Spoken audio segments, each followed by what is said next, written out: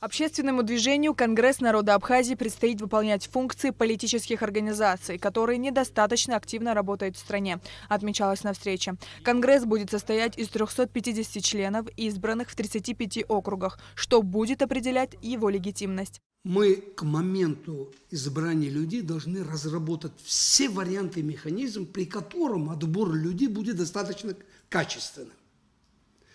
Для этого по районам, по селам мы будем использовать тот актив, с которым мы все это время будем работать. Мы ведь тоже увидим, что за люди, что их интересует, вот. Кто видит перспективу какую-то и так далее. Естественно, люди начнут у нас спрашивать, и мы будем на эти вопросы отвечать.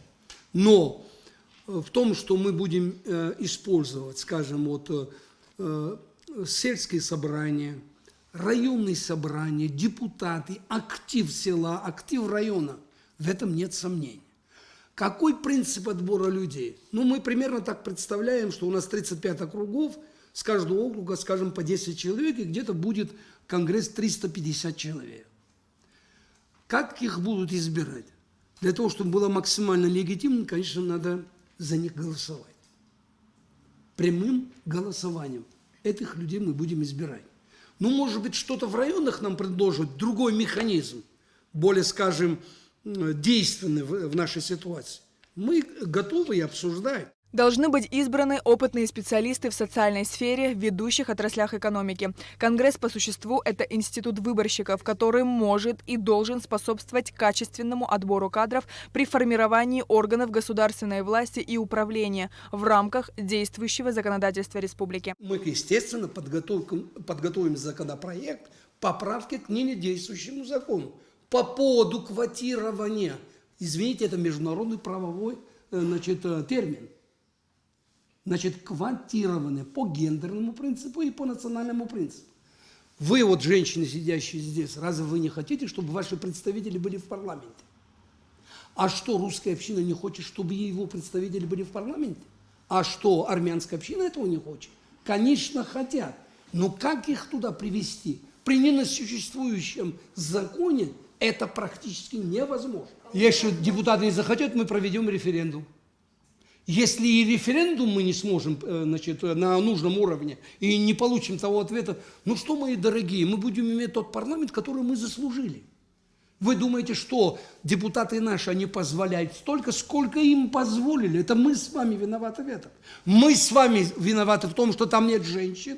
Мы с вами виноваты, что там нет представителей, значит, других национальных групп. Мы с вами во всем виноваты. Как добавил Давид Пилья, выбирать народного избранника, например, армянина, русского или грузина, будут не по принципу большинства населения, что вызвало немало вопросов среди журналистов. Тут есть сложность. У нас мажоритарная система выборов. Да? В некоторых округах бывало 4, 5, 6 кандидатов. Значит, с армянами все ясно. Это избирались там, где их большинство населения. Да не так. Округ будет армянский. Округ будет армянский, где ЦИК не зарегистрирует других людей, только армян. Точно так же по всем остальным национальным группам, точно так же по, значит, нашим дорогим женщинам.